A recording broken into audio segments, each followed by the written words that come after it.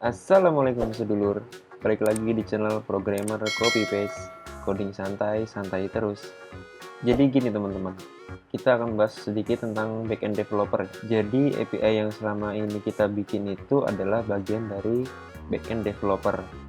Jadi backend developer itu akan membuat sebuah API yang nanti akan dikonsumsi oleh frontend. Nah, backend ini nggak sekedar bikin aja ya, jadi dia harus mendistribusikan API tersebut untuk frontend yang nantinya akan digunakan pada sebuah project yang sedang dibuat. Untuk memudahkan si frontend buat mengkonsumsi API kita, otomatis kita membutuhkan sebuah API documentation. Jadi biar API-nya nggak ditulis di Excel, di-copy endpoint-nya, lalu di-copy responnya apa. Jadi untuk memudahkan, kita akan buat sebuah API documentation yang telah disediakan oleh Swagger. Di dalam Swagger ini ada yang namanya Open API, teman-teman. Jadi secara singkat, Open API itu adalah sebuah tools yang akan mendeskripsikan API teman-teman. Jadi teman-teman akan mendeskripsikan API teman-teman di Open API, dan Swagger ini adalah tools UI-nya. Jadi setelah dideskripsikan, API tersebut akan muncul di Swagger yang telah kita buat. Contohnya gini teman-teman. Saya udah buat di project kita sebelumnya ya. Kita jalanin dulu. Nanti akan saya jelasin satu-satu gimana cara bikin API documentation dengan Swagger. Udah jalan, lalu kita nggak ke Postman teman-teman. Kita ke browser aja. Nah, kita jalanin langsung localhost 2001/API strip docs. Nah, maka akan muncul seperti ini teman-teman. Ini adalah tools dari Swagger, ini open source ya teman-teman. Jadi teman-teman bisa menggunakan ini. Sebenarnya Postman juga bisa sih untuk API documentation. Cuma sayangnya untuk yang gratis, teman-teman bisa share ke 25 akun aja teman-teman. Terus setelah itu teman-teman juga ada maksimal memanggil API. Jadi cuma 1000 selama sebulan. Jadi kalau untuk sebuah project, saya rasa Postman nggak bisa mengakomodir ya, teman-teman harus bayar untuk bisa mengakses unlimited. Jadi di sini saya akan mencontohkan dengan Swagger. Kita balik lagi ke Swagger. Nah, di sini kita contoh satu aja ya. Misalkan kita akan mengget mahasiswa. Klik try dulu, lalu kita execute. Nah, di sini langsung keluar URL-nya. Kalau 2001/mahasiswa, data mahasiswanya keluar teman-teman. Jadi API documentation ini akan memudahkan si frontend ya untuk melihat API apa aja sih yang udah dibuat oleh backend dan akan dikonsumsi oleh mereka. Nah, sekarang kita belajar gimana cara buatnya. Yang pertama teman-teman harus lakuin adalah teman-teman harus menginstall dulu namanya Swagger Strip UI Strip Express ya. Ini udah aku installnya seperti biasa. npm install Swagger Strip UI Strip Express. Ini nggak saya jalanin karena udah saya install ya. Lalu teman-teman mendefinisikan di file app.js teman-teman.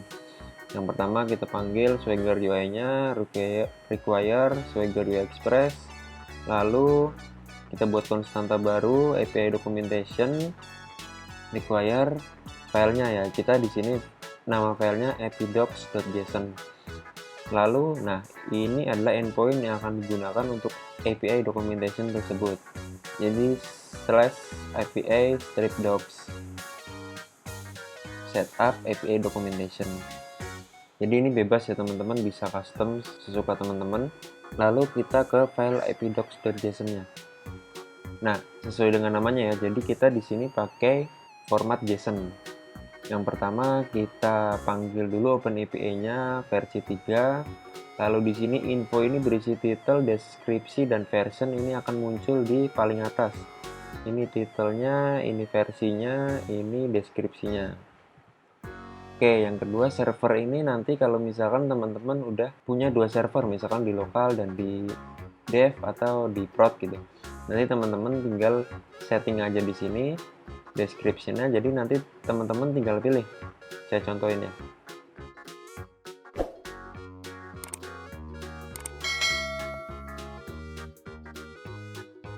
Nah, misalkan teman-teman di sini punya server dev, portnya beda ya. Saya jalanin dulu.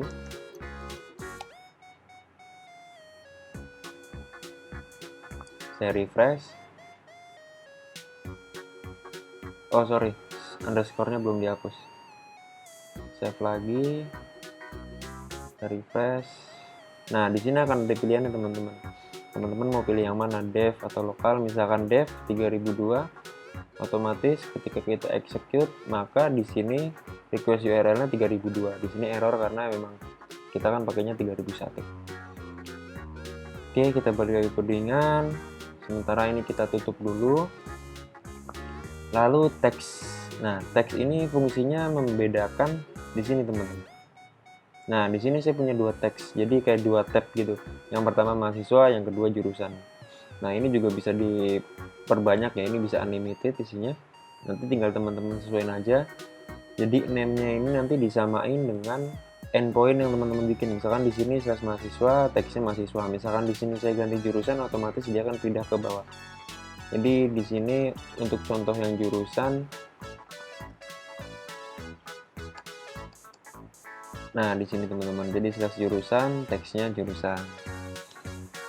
Oke, lalu selanjutnya kita akan mendefinisikan API apa aja yang udah kita buat. Jadi karena API kita yang pernah kita bikin localhost /3001/mahasiswa.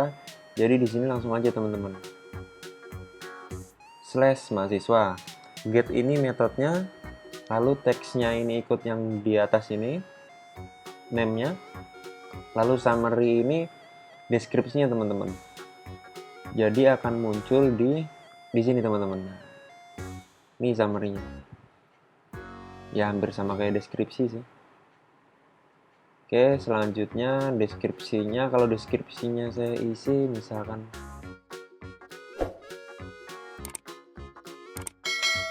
ini akan muncul di di sini. Deskripsinya akan muncul di sini teman-teman. Oke, jadi ini saya kosongin dulu, saya lepas. Nah, responnya ini teman-teman bisa mendefinisikan ya, misalkan 200 sukses lalu 404 tidak ditemukan, misalkan saya beri contoh di sini.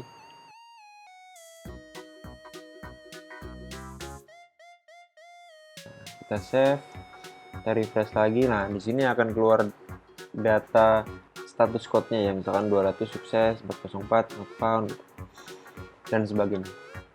Oke, ini untuk contoh yang get. Lalu contoh yang post, metodenya post, teksnya seperti biasa, summary, consume. Nah, di sini karena kita ada mengupload data ya di postnya, jadi kita pakai form data, request body, content, multi-photo content lagi, skema. Nah, skema ini di dalam skema ada properties. Properties ini isinya payload yang pernah kita kirim teman-teman. Jadi kalau teman-teman ingat, setiap nge-push data kita akan mengirim name, nama, kode jurusan, alamat, angkatan, foto. Bedanya di sini adalah yang string, tipenya string, lalu yang foto ini kita tambahkan format binary. Kita lihat contohnya ya di post. Nah, di sini kita isi string. Nah, ketika kita di foto choose file, maka kita akan milih file yang akan kita upload. Oke, selanjutnya ada metode get lagi. Nah, ini getnya ini bedanya kita membawa sebuah parameter name, teks mahasiswa sama seperti di atas. Nah, untuk parameternya kita definisikan parameter ini namanya ya pet, lalu name-nya name, skema integer, description name mahasiswa. Jadi kalau dia dari contohnya,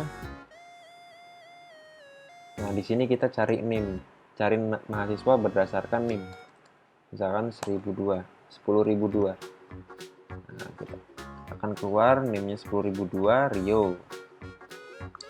Oke, lalu selanjutnya ada put ini untuk update, sama seperti di atas, text summary. Lalu parameternya impact karena kita butuh name berapa yang akan kita edit.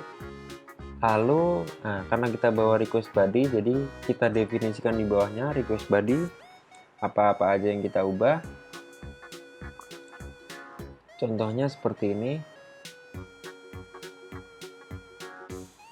Nah, misalkan 10.002 kita edit, tadi namanya siapa? 10.002 Rio jadi Rino. KD jurusannya MN manajemen, kita ganti SI aja ya. Oke, lalu execute. Berhasil ubah data mahasiswa. Coba kita get lagi di sini. Rino SI ya, datanya berhasil diubah ya teman-teman. Oke, lalu selanjutnya delete text summary seperti biasa, parameternya sama, input, name, lalu responnya seperti biasa. Oke, nah di sini kita punya search mahasiswa dengan keyword ya. Di keywordnya ini dengan name atau nama, karena bukan pet, jadi di sini pakainya query. Kita langsung coba saja.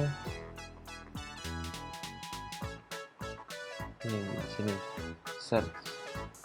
Misalkan kita cari tadi ya Rino.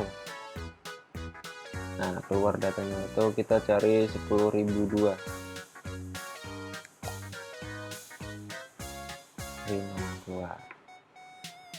Oke, selanjutnya jurusan. Jadi saya kemarin sempat buat controller baru namanya jurusan, isinya cuma kode jurusan sama nama jurusan. Lalu di controllernya ini cuma get all aja ya. Ini cuma buat membedakan teksnya biar kelihatan. Jadi ketika setelah dipanggil akan muncul kode jurusan dan akuntansi. Jadi nah, biar ada bedanya antara API mahasiswa dan API jurusan. Oke, jadi teman-teman, API documentation ini sangat penting ya untuk mempermudah pekerjaan si front end.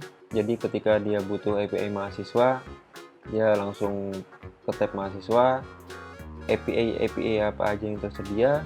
Lalu jika mereka butuh API jurusan, mereka tinggal ke jurusan. Oke, untuk episode kali ini saya rasa cukup. Teman-teman silakan coba sendiri untuk membuat API documentation-nya dengan Swagger. Untuk dokumentasi lebih lengkapnya ada di webnya swagger.io. Teman-teman masuk ke tab resource lalu documentation. Teman-teman pilih open source tool. Teman-teman ke specification. Nah, di sini lengkap teman-teman. Jadi basic structure-nya gimana. Nah, di sini bahasa yang digunakan pakai YAML ya, teman-teman. Jadi teman-teman tinggal ganti JSON aja sih, tambahin kurung kurawal, lalu koma. Lalu jika array gini, teman-teman tinggal tambahin array. Seperti ini contohnya. Nah, ini juga tambahan array. Ini pair user .2 kurung kurawal get .2 kurung kurawal gitu teman-teman ya.